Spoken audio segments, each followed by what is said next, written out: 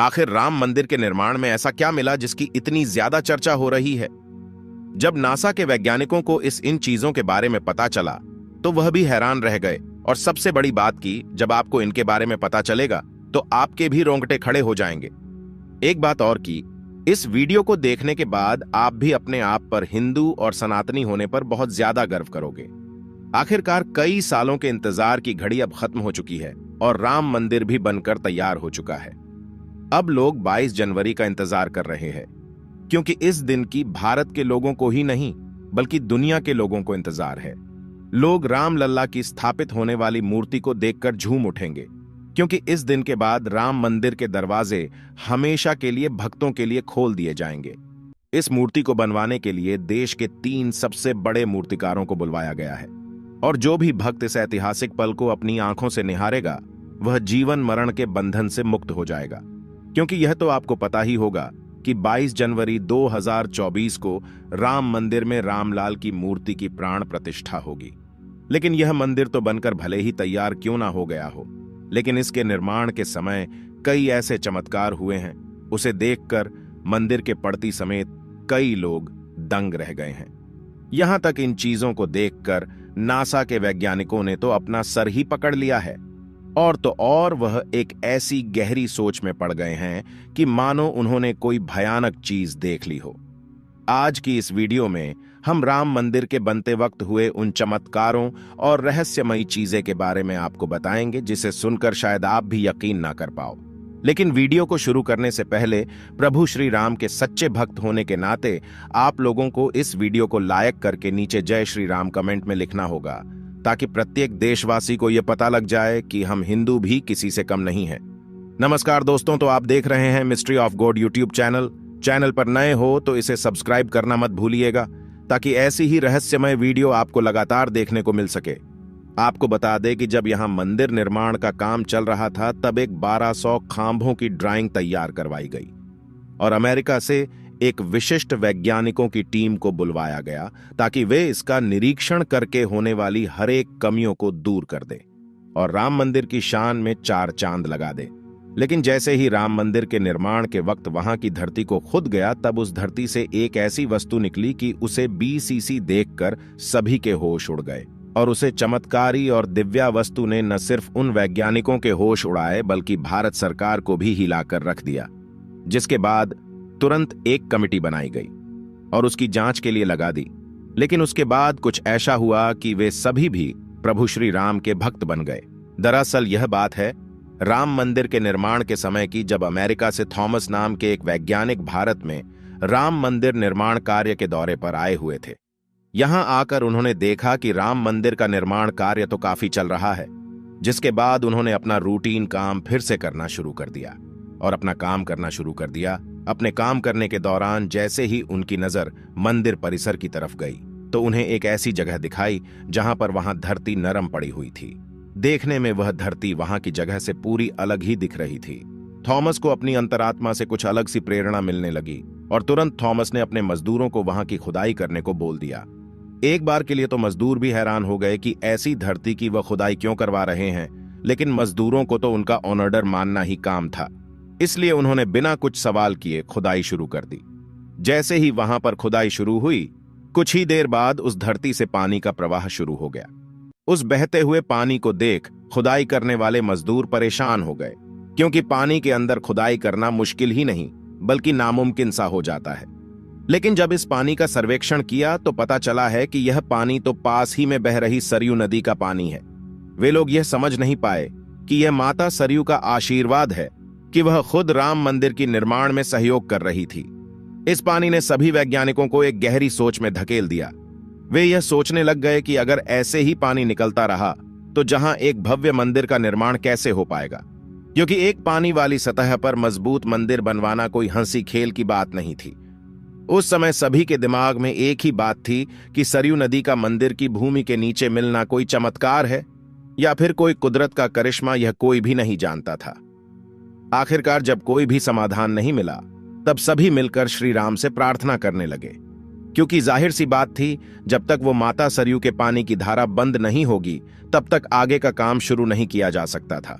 लेकिन अगले ही दिन श्री राम ने उनकी पुकार सुन ली और माता सरयू का पानी स्वतः ही बंद हो गया और एक बार फिर राम मंदिर का निर्माण कार्य जोरों शोरों से शुरू हो गया।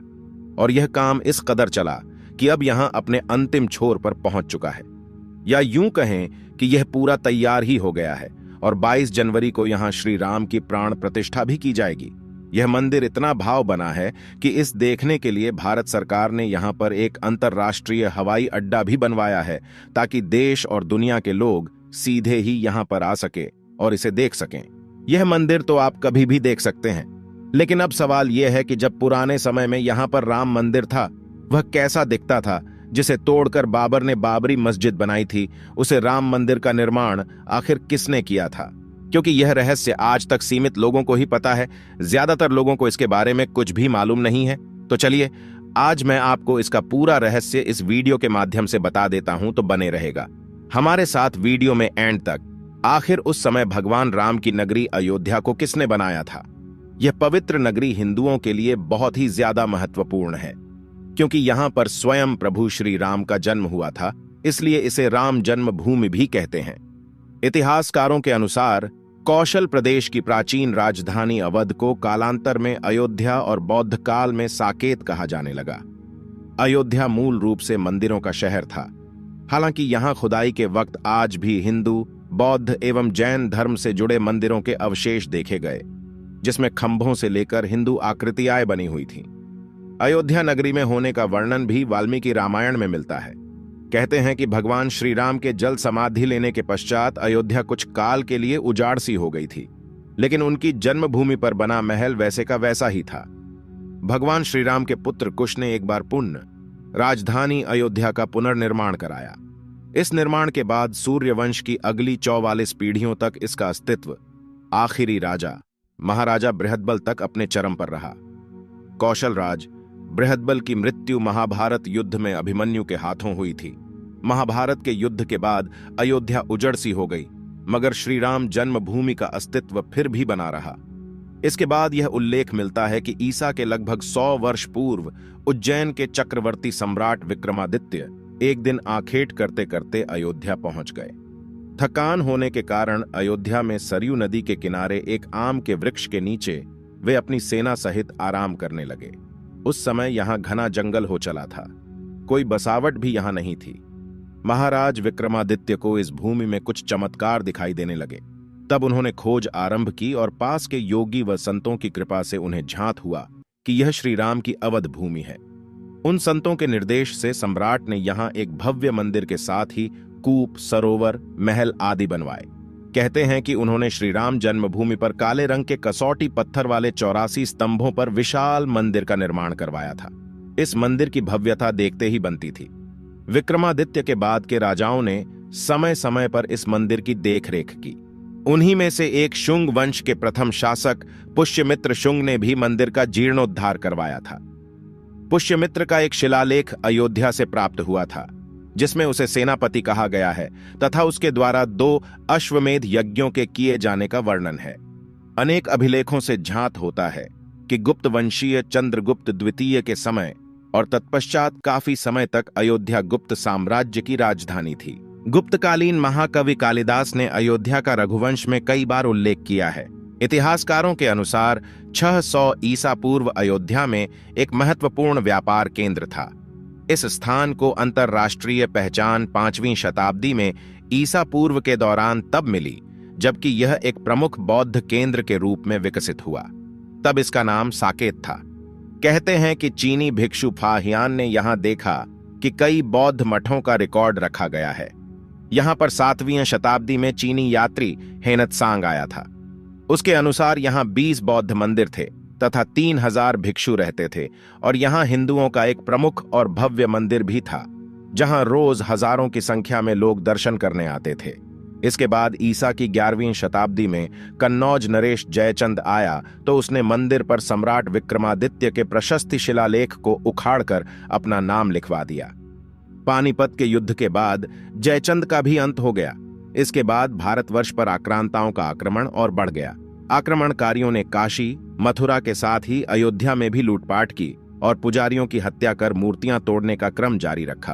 लेकिन 14वीं सदी तक वे अयोध्या में राम मंदिर को तोड़ने में सफल नहीं हो पाए। विभिन्न आक्रमणों के बाद भी सभी झंझावातों को झेलते हुए श्री राम की जन्मभूमि पर बना भव्य मंदिर 14वीं शताब्दी तक बचा रहा। कहते हैं कि सिकंदर लोदी के शासनकाल के दौरान यहां मंदिर मौजूद था। 14वीं शताब्दी में हिंदुस्तान पर मुगलों का अधिकार हो गया और उसके बाद ही राम जन्मभूमि एवं अयोध्या को नष्ट करने के लिए कई अभियान चलाए गए। अंततः 1527 से 28 में इस भव्य मंदिर को तोड़ दिया गया और उसकी जगह बाबरी ढांचा खड़ा किया गया। कहते हैं कि मुगल साम्राज्य के संस्थापक बाबर के एक सेनापति ने बिहार अभियान के समय अयोध्या में श्री राम के जन्म स्थान पर स्थित प्राचीन और भव्य मंदिर को तोड़कर एक मस्जिद बनवाई थी, जो 1992 तक विद्यमान रही। बाबरनामा के अनुसार 1528 में अयोध्या पडीडी ढाव के दौरान बाबर ने मस्जिद निर्माण का आदेश दिया था। अयोध्या में बनाई गई मस्जिद में खुदे 2 संदेशों से इसका संकेत भी मिलता है।